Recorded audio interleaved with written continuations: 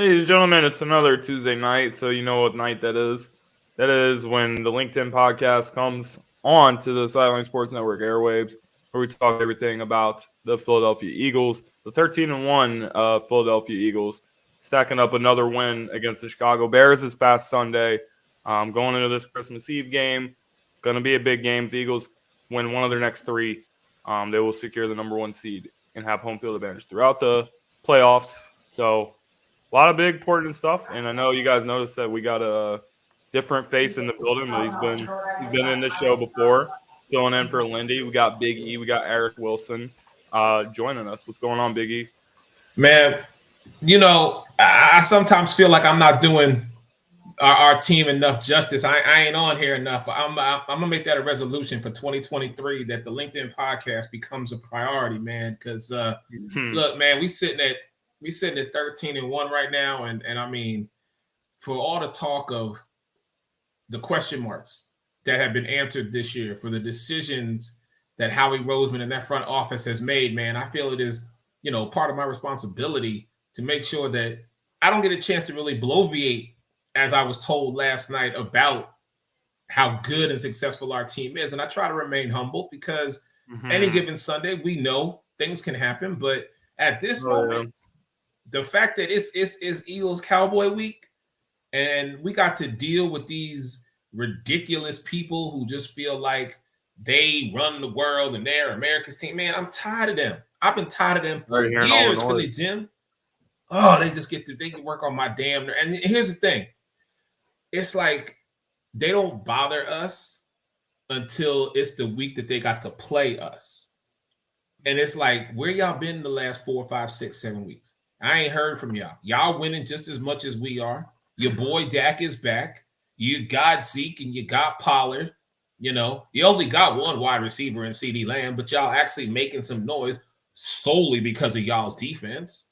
Man, I'm so tired of this. Did make enough noise against the Jaguars, but I guess we're not gonna get into that too much. I actually read a story. That there was a employee from the Philadelphia Eagles that sent cheesesteaks and stuff down to Doug Peterson in Jacksonville. Yes. Thank you for beating the Cowboys. I thought that was pretty funny, but let's get right into it.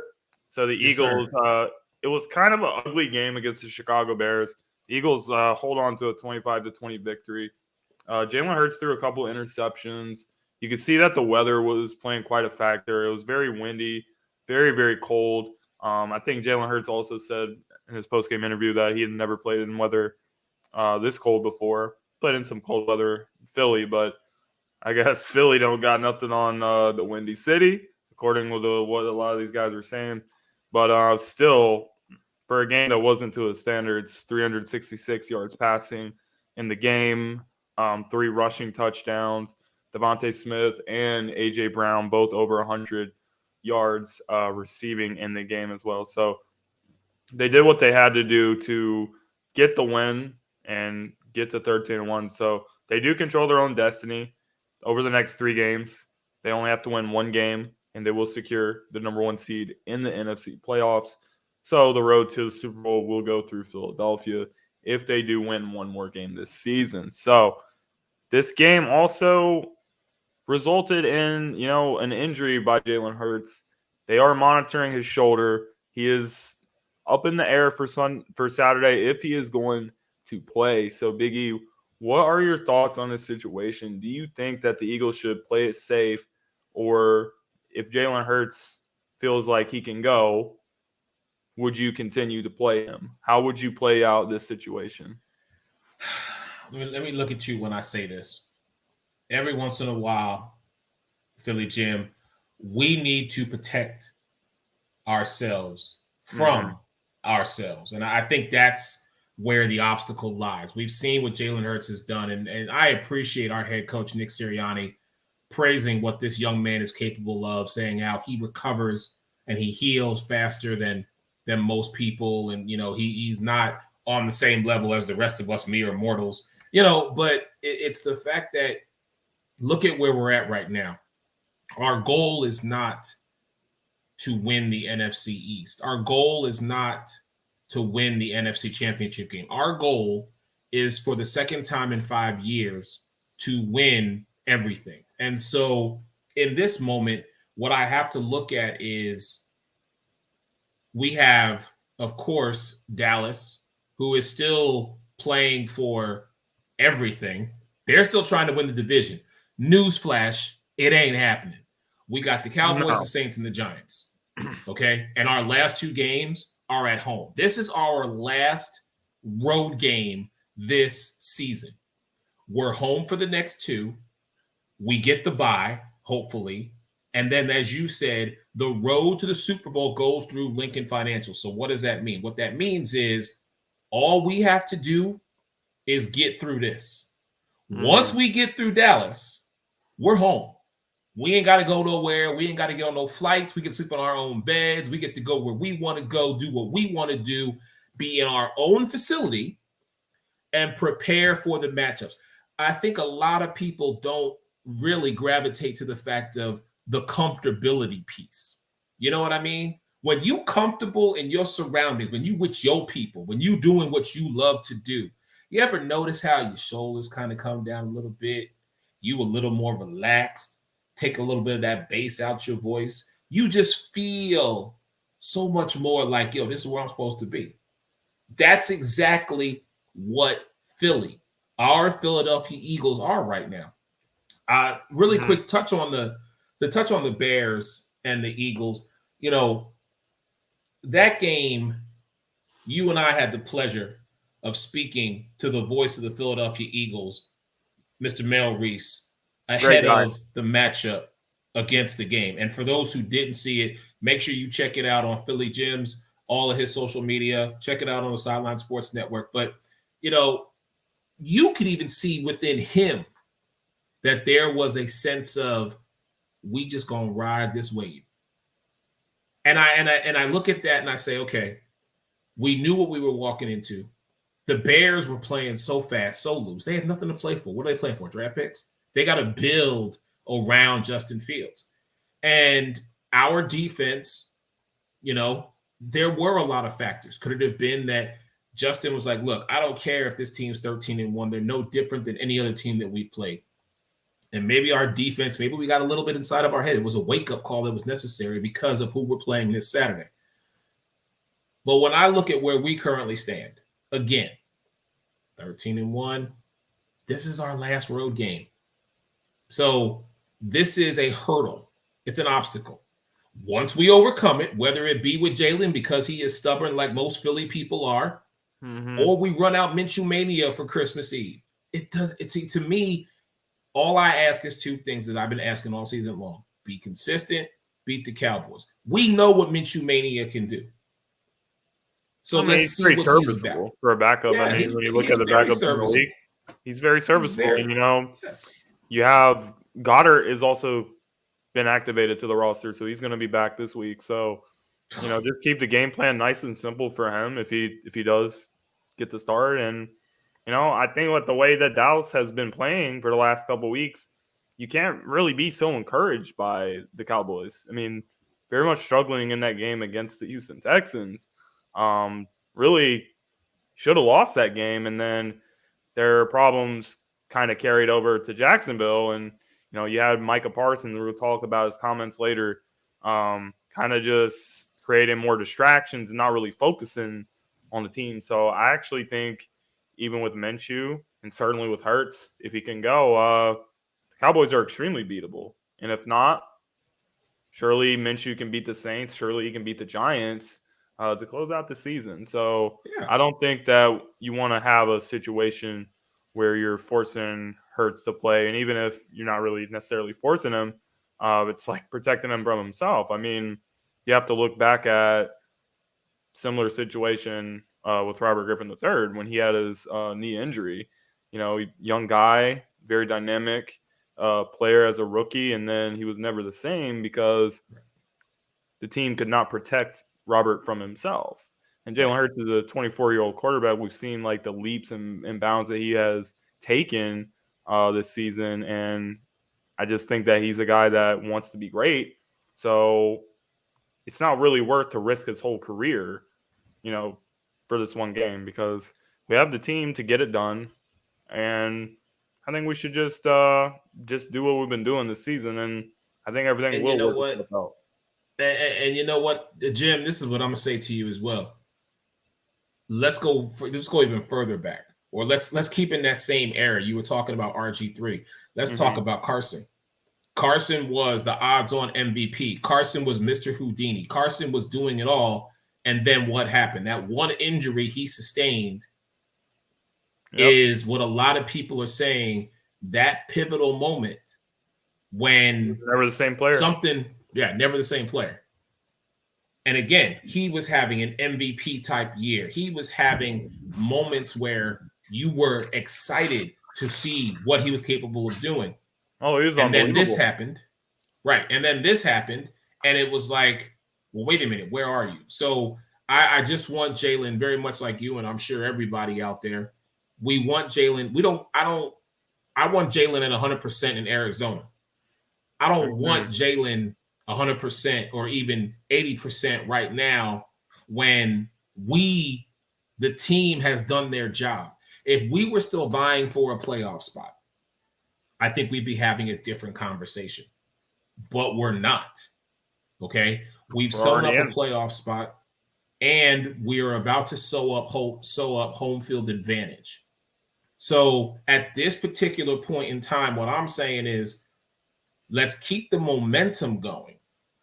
But if there is a player or two or three that could use just a week, just to kind of not be on their feet, not to have to go through the rigmarole that you go through every day in practice, I think it benefits us down the stretch because, again, it's the comfortability factor. We are home we're home after Christmas Eve. We ain't going nowhere. We ain't got to travel to Seattle. We ain't got to travel to Houston. We ain't got to travel to Tennessee or travel out to, San Francisco. No. Everybody else got to get on a plane and come to Lincoln Financial. And as far as him, he suffered this sprained shoulder against the Bears. It's a part of the game, man. We all know it. And I'm just thankful it's only a sprained shoulder. Try saying that 3 times fast because I can't do it. I mean, it doesn't seem like that serious of an injury, thankfully, according to what we do know. But you don't want to see it get worse. Exactly. But I look at that and I'm like, okay, bro, you have given us more than we could have asked for this season because there were so many question marks surrounding you. Yeah, for every single one of them. Right. For those like myself who were skeptical about the hiring of our head coach, I didn't officially send my apology letter. But at the same time, in this moment, we are on course to do great things. We are on course to move the needle and remind people 5 years ago, we were in this exact same spot. Now, I know things have happened in that time frame and, from the statue to the firing to what are we going to do with Carson to can Jalen do more than just come out the pocket and go right and throw the ball? I mean, it was about the timing. And so now we've got a 1,000-yard wide receiver in A.J. Brown. Thank you, Tennessee. We've got a 1,000+ yard running back in Miles Sanders. Mm-hmm. And we got a quarterback who is protected, first off, by the best offensive line. Yes, I'll say it, and I'll say it again for y'all in the cheap seats. The best offensive line in the entire NFL, led by our center, Jason Kelce, second only to Lane Johnson. Has a lot of back in 2 years. Thank you. So it just seems like when you look at this team offensively, and we haven't even got to the defense. When you look at this team offensively, it's like, wow, they really, Howie Roseman, you really you crafted this whole thing together. Mm-hmm. And then you flip it over to our defense, man. All I'm saying is this. I'm going to give you 4 words, and if you don't know, you better ask somebody. Fletcher Cox and Brandon Graham. That's all you need to know, okay? Shout out to C.J. Gardner-Johnson. Shout out to our rookie Blankenship. I mean, but Hargraves. You got Josh Sweat and you got Hassan Reddick. Both guys over double-digit sacks this year. Yes, sir. So definitely outstanding team, and Howie Roseman did a lot of very impressive moves for the offseason. So I do have to say, though, I mean, you mentioned A.J. Brown with the over 1,000 yards, over 1,200 yards and 10 touchdowns this season, career high for him. I still was waiting for one of the people from our team in Sideline Sports to make his apology, Mr. John Shear. He ain't making no apology. I tweeted at him. I said, "It's still time to make the apology, sir." But he is not. He's not going for it. I don't know. John ain't making no apology. I don't know. I mean, listen. We have the Gauntlet. We have the Gauntlet's award show coming up. We're going to do it the week before the Super Bowl. So I don't know if John wants to be stubborn. He might have to get the nomination for the Sports Moron of the Year. He might. I don't know. Listen. When I see him later tonight, I'll make sure to let him know, hey, bro, you still got time to get your apology into my man, Philly Jim. I'm just going to let you know. So, but yeah, I'll let him know. I'll holler at him. Definitely. So with Christmas season going on and holiday season and everything, the one thing that always gets brought up when it comes to the Eagles and Eagles fans is the fact that they booed Santa Claus and they threw stuff and all that kind of stuff. So you had this past week, I think, actually, last weekend, you actually had Buffalo Bills fans throwing snowballs, or I can't remember what game it was, but they were throwing snowballs, and they actually had to stop the game because they were throwing the snowballs. So this whole thing with the Santa Claus thing, it was a very, very long time ago. You know, this happened in like the 50s or the 60s, and it continues to get brought up. The Santa Claus was actually just kind of out there making a clown of himself from all the research that I did on this whole situation. And it's just kind of like people were not booing him just to boo Santa Claus. Like, I don't think anybody with sense would do that. But if you are a person that has a poor performance, or a team that has, just like in sports, if the team has a poor performance, people are getting upset about getting booed. That's why it's one of my biggest pet peeves when you ever see players complaining. They're like, oh, you know, why are the fans booing us? Well, you're getting booed because you're having a poor performance. And the team was very bad that year, keep in mind. So the frustration was there.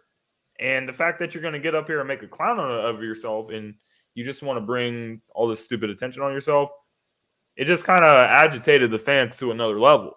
So I just think it's kind of stupid that people are continuing to bring this up, because when you look around any sports in the world, you always have fans that are, you know, not the nicest guys, and they're doing stuff that is kind of questionable at any games. It's not just Philly, but it's like when it comes to Philly, there's like everything is more amplified with us.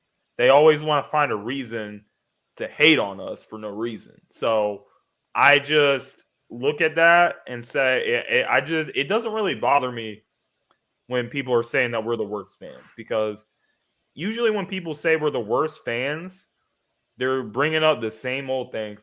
Oh, you know, you're violent, you're angry, you booed Santa Claus. And it's the same crap. It's just the same crap over and over. It's just regurgitated. So after so many years of hearing it, it just gets to a point where it doesn't mean anything. So you're just like, oh, okay, we booed Santa Claus. Okay. Is that all you got? Right. So it doesn't really move me at all anymore. I'll tell you right now, you know it's bad when there had to be a commercial made between Swoop and Santa Claus so that the world could finally get over this. Yet you still have these trolls who want to go out here and talk about it. They're still not over it. I love talking to people who, when they see me dressed like this, they always got that facial expression of, oh, and I'm like, what is your problem? They're like, oh, you're an Eagles fan. and I like, talk to me. And then, so my immediate response to them, as soon as they say that to me is, who's your team? And then they tell me who their team is. And then that for me is just instant ammunition. Because as much as people like to pick apart our team for booing Santa Claus, for being irrational, and then for, oh, you guys were the first team to put an actual jail in your arena. Okay. What did I say at the beginning of the show? Sometimes you need to protect yourself from yourself. That's exactly what it is. So because we decided to protect our own, as opposed to letting some other clowns try and do something, you know what I mean? It's like people they always want to come at us for what we do as fans. But we can come at you for what your team hasn't done. And people just, for some, he or she that lives in a glass house shouldn't throw stones. Oh, amen. Amen to that. But what I love more than anything is numerous times, like I said, I've gone in bars, I've gone in places, and, listen, I represent. It's who I am. And there's always that one guy or girl who just starts rolling their eyes. I'm going to tell everybody this right here on the LinkedIn podcast tonight. And I'm going to look in the camera so everybody knows when I say this. If you see me dressed like this and you roll your eyes, you have given me an open invitation to come up to you and start blasting you on your football team. I'm just going to let you know moving forward, a public service announcement on the LinkedIn podcast. If you see me like this and you roll your eyes, just know we fitting to have a conversation. And Lord, please don't be a Cowboys fan. Because then I'm gonna you have so many stereotypes about Philly fans that it's basically ridiculous. That people heard it from somewhere else. They heard it from social media. They heard it from TV. They heard it from ESPN, NFL Network, whatever the case may be. It's like I hear people saying all the time, like, "Oh, well, you don't want to wear another team's gear like in Philly. Like if you wear a Cowboys jersey, you're going to get shot." I see people that, and it always disgusts me when I see it.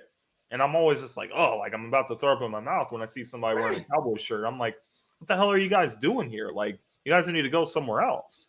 But there's all this stuff about, well, you're going to get shot if you wear a Cowboys jersey. It's just so ridiculous. And people they take what they hear and they just run with it. I'm going to say this to you.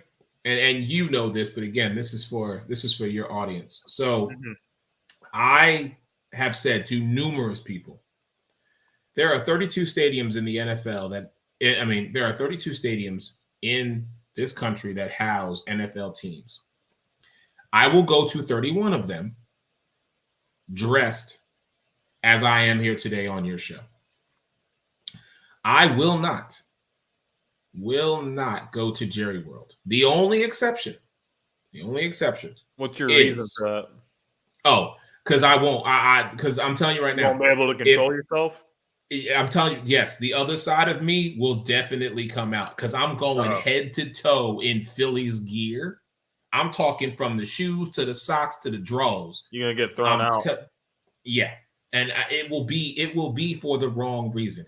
That is not, I'm better than that. I have matured. I have grown. But as we always say, there's an exception to the rule. The exception to the rule is this. Should it ever come to fruition that we, the Philadelphia Eagles, have to go into Jerry World in the NFC Championship game, yeah, I'm going head to toe. I may not make it out of there, but I'm going. But you're going to make it in there. And you best believe I'm going to walk in one way. I'm probably going to walk out a different man if I'm walking out at all. But that is the exception to the rule. But I will never. I will not go. I have, because I know myself.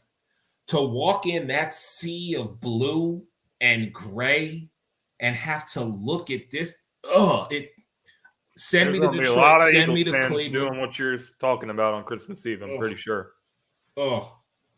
And guess what? Listen, if they want to come to us, that's fine. Because, see, I'm surrounded They might by have Kelly to. Green. They might have to come to Philly a second time. But we'll cross that bridge when we get there. Exactly. But yes, I you could give me free tickets. I'm not going.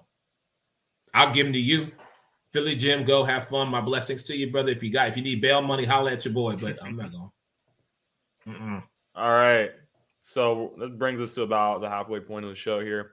So what we're going to do is we're going to take a short commercial break. When we get back, we're going to it's funny that we ended up talking about the Cowboys in this segment. We're going to talk some more about the Cowboys and this whole matchup that we have on Christmas Eve. Things to look out for, things to talk about for this game. But first, a word from Fanatics. Sports fans are gearing up and saving big at Fanatics.com, the world's largest collection of officially licensed fan gear. From all the leagues, teams, and players you love, unique one-of-a-kind designs exclusively by Fanatics, and autographed collectibles from today's biggest stars shipped directly to your home. Join Fanatics Rewards for free to earn fan cash on every purchase. Shop now and for a limited time, get 20% off all orders. Fanatics.com, officially licensed everything.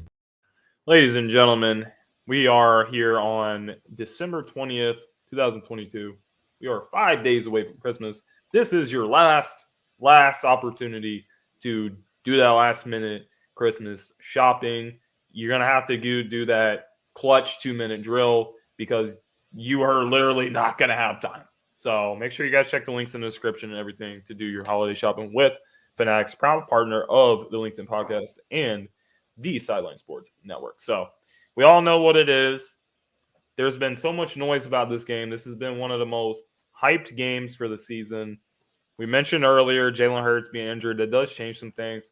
So with Jalen Hurts before the injury, the Cowboys were 1-point favorites. That line, the betting line, has moved from 1 to 6 in favor of the Cowboys. So Vegas is putting a lot of faith in the Cowboys against Gardner Minshew if he does get the start. Although we have seen for the last couple weeks, I mean, and even before, I just haven't been too impressed by the Cowboys. The last time I saw them play where I was like, wow, this team is really looking impressive was against the Minnesota Vikings.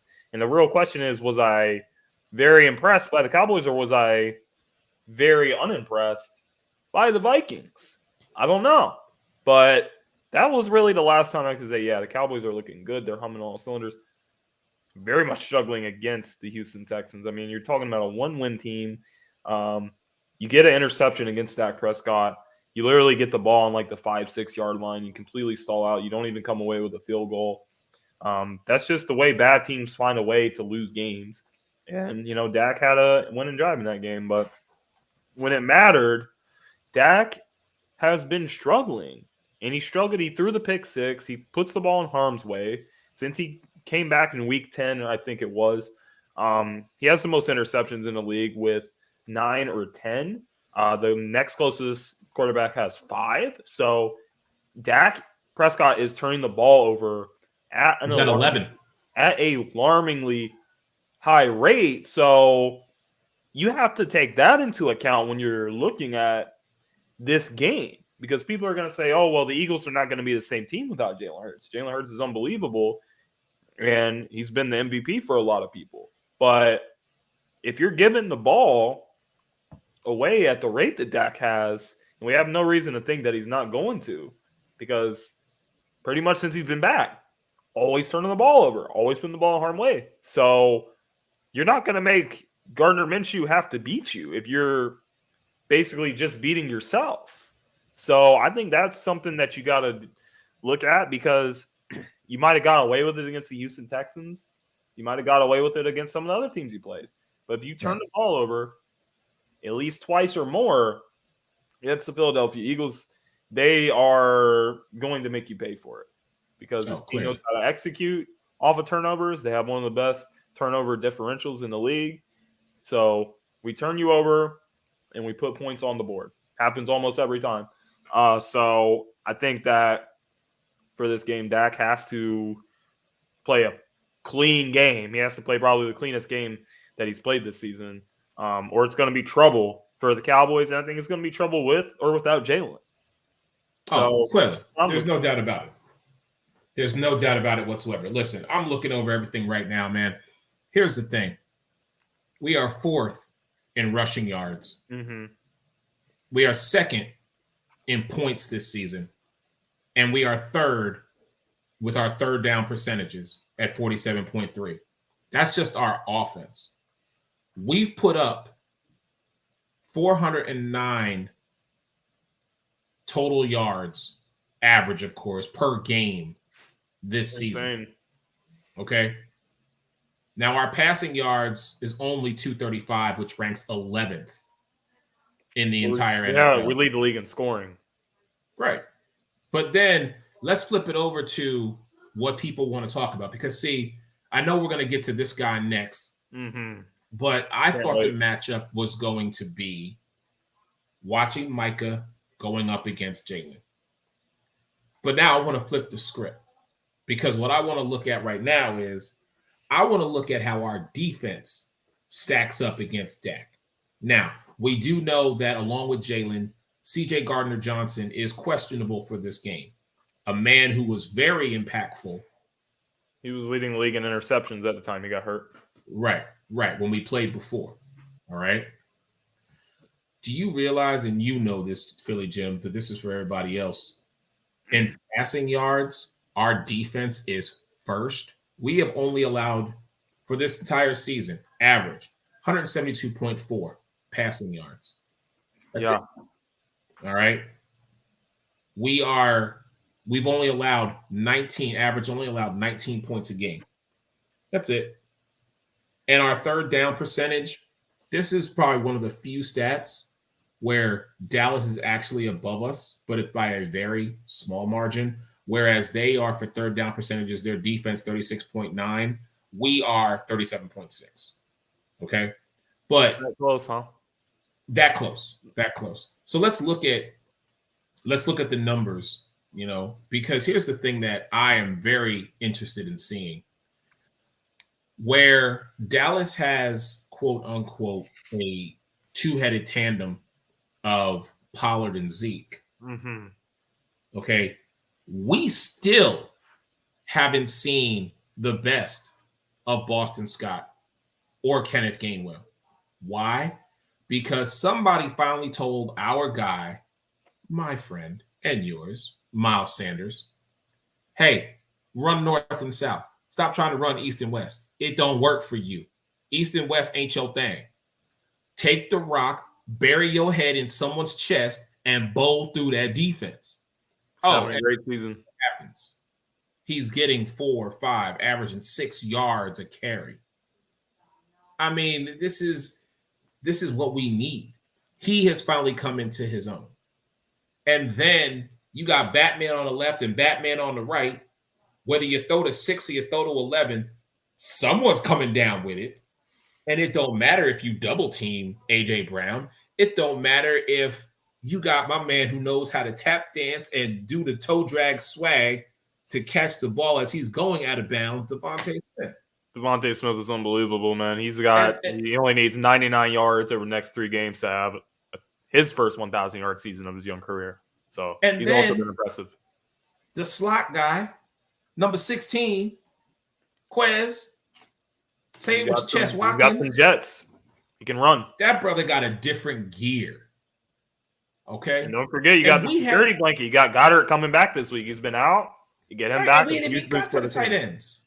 Whether it be Stoll, whether it be Calcaterra, or whether it be Dallas Goddard coming back. It doesn't, it's like the depth that we have. Right. The depth that we have for our offense is something that Dallas, the Cowboys, have to contend with. Because listen, if Leighton Vander Esch doesn't play, that's going to prove to be a very key piece.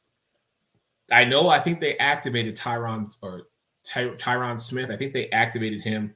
They're right. I know he's supposed to be. He was placed on injured reserve. Oh, he is on. Okay, all right. So what do you got? You got Micah, which people have finally understood. Okay, all you have to do is just track where he is and make sure you have an extra blocker on that side. That's it. All right.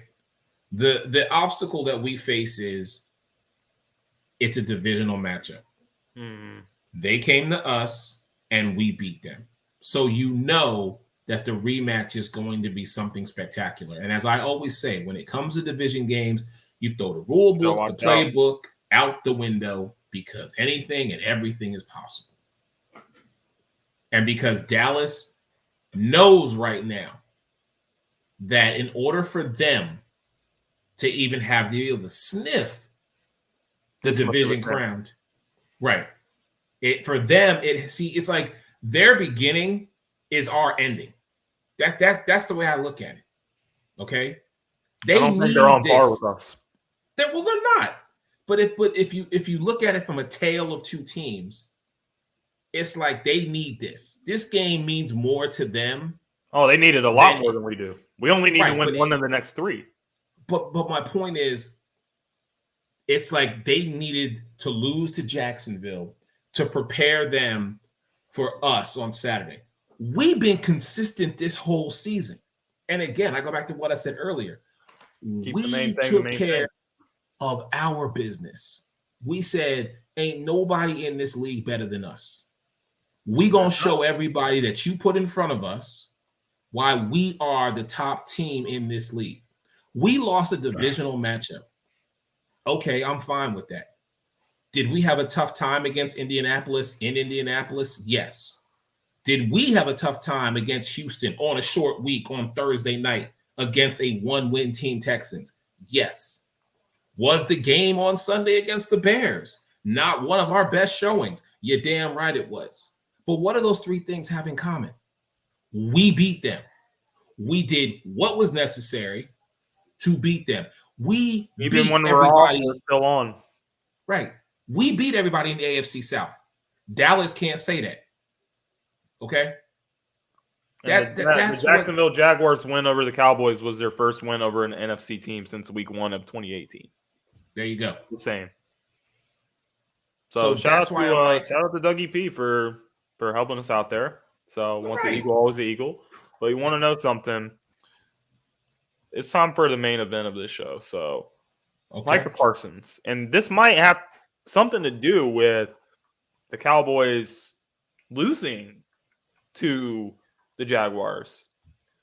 You were doing all this chirping and going on, podcasts with Von Miller and saying, well, is it Jalen Hurts or is it the team? Is it the team around him? The team is stacked.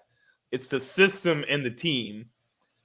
First of all, I see what he's trying to do here.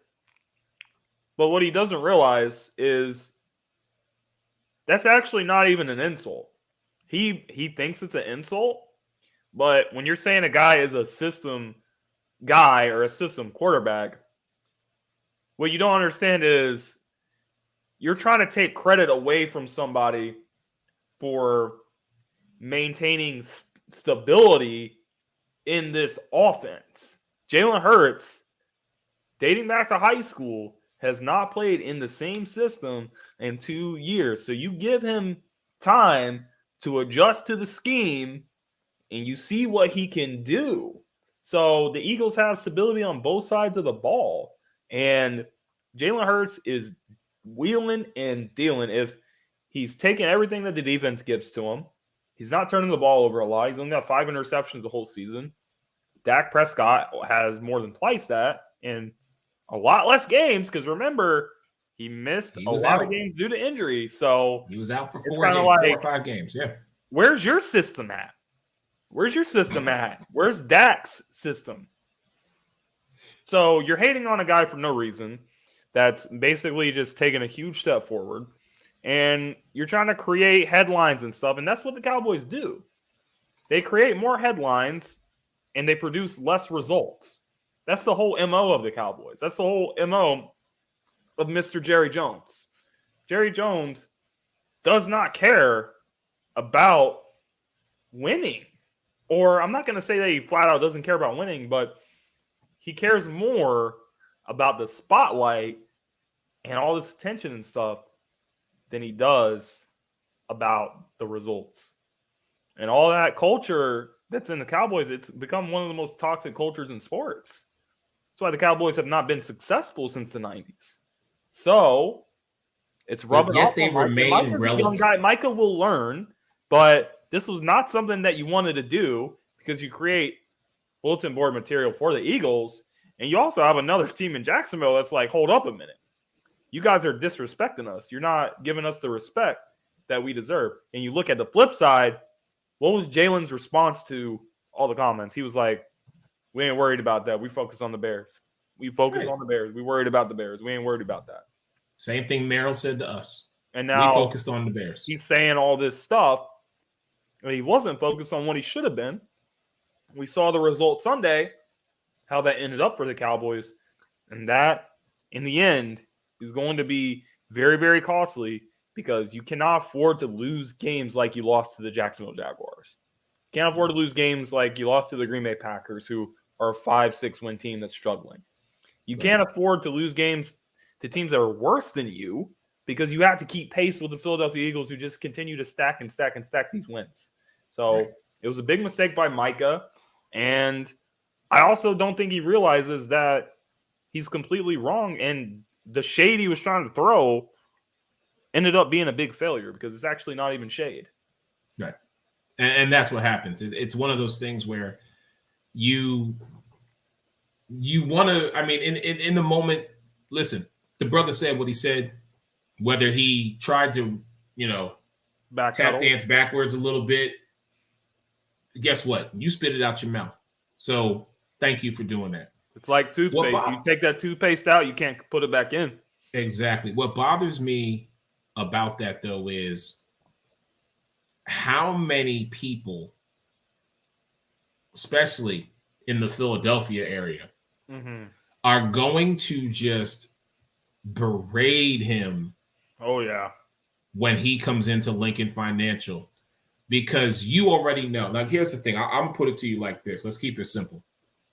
If Jalen was playing on Saturday, which at this point, my guesstimation is I don't think he is going to play. I think we are going to get Minshew Mania. Right. So let's think about it like this. If Jalen was playing on Saturday against that team and he starts lighting up that defense, the MVP chance would not be for Micah Parsons. They would be for MVP Jalen Hurts. And it would be Lincoln Financial would just erupt. Can you imagine what the storyline is going to be the Monday after Christmas when Gardner Minshew destroys that defense and Micah Parsons doesn't have the game that he typically has? That's where as a man, sometimes I think we gotta take a step back before we spit some venom out of our mouth. It's like, okay, we know what you were trying to say, and we know what you were trying to get at and what you were trying to do. Well, see, now one part of your equation is no longer in existence, So now it's been substituted by something else. And if that formula is successful, goodness gracious. I'm just saying, it's one of those, I truly believe it's going to be one of those Hulk Hogan moments that your co-host at the Gauntlet, Denzel, would say, it's going to be a Hulk Hogan moment. What you going to do, brother, when Minshew Mania runs wild? I mean, it's that. And he doesn't realize it. Yeah, you have to also remember, as I said earlier in the show, this is very possible that we could see this team again. All right, this might not be the last time because playoffs ended today. The Dallas Cowboys would play the Tampa Bay Buccaneers, and Tom Brady is looking like a guy who's 45 years old. He's looking like a guy that should have stayed retired, and the Tampa Bay Buccaneers does not look good. So, despite the fact Dallas has been struggling, I do think that they could beat the Tampa Bay Buccaneers. But you have to then come to Philadelphia, who's most likely going to be coming off a bye, have extra time to prepare. That crowd is going to be giving him the business. There's going to be fans screaming at him. Is it Micah or the team? Is it Micah or the system? All this stuff. So, listen, Philly is not a place that you want to play around with come playoffs. No. It's one of the toughest environments ever to play in. You saw what happened with the last time that we won the Super Bowl, NFC Championship. You have all this stuff about Minnesota. Oh, well, Minnesota Miracle, Team of Destiny, this and that. And then you come into Philly and you just get stomped out.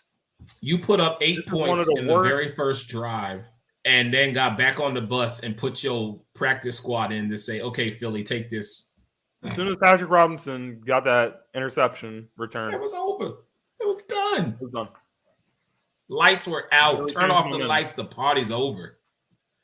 So it's not a place that you want to play around with. So, and Micah's a great player.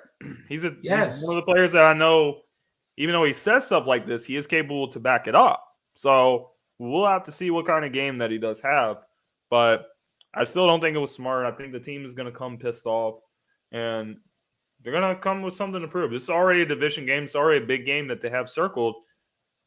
You should not give them another reason to circle it. So I think it is going to be a big problem for the Cowboys and Micah Parsons. Listen, and we're going into Jerry World. There's blood in the water. Okay? So I hope that, that team down there in Dallas, I hope they're prepared for what's fitting to happen, because I'm telling you like this. If Minshew Mania runs wild in Texas, that better be the last time we ever hear Micah Parsons say something about a team until they become truly relevant. Because right now, as I've always said, the only reason they are relevant is because, as you alluded to, Jerry Jones keeps them relevant. That's the only reason. They ain't done nothing in 25 plus years, and they genuinely, real talk, have an opportunity. They haven't done it. I mean, Micah Parsons wasn't born the last time this team was winning Super Bowls. I want to know how many people on that squad weren't born before that, since Dallas has done something. That's what I'm talking about. Probably quite a few. But yeah, that does pretty much wrap us up for tonight's show. Biggie, I want to thank you once again for taking the time. Do you have any last things that you would like to add before we sign off for the night?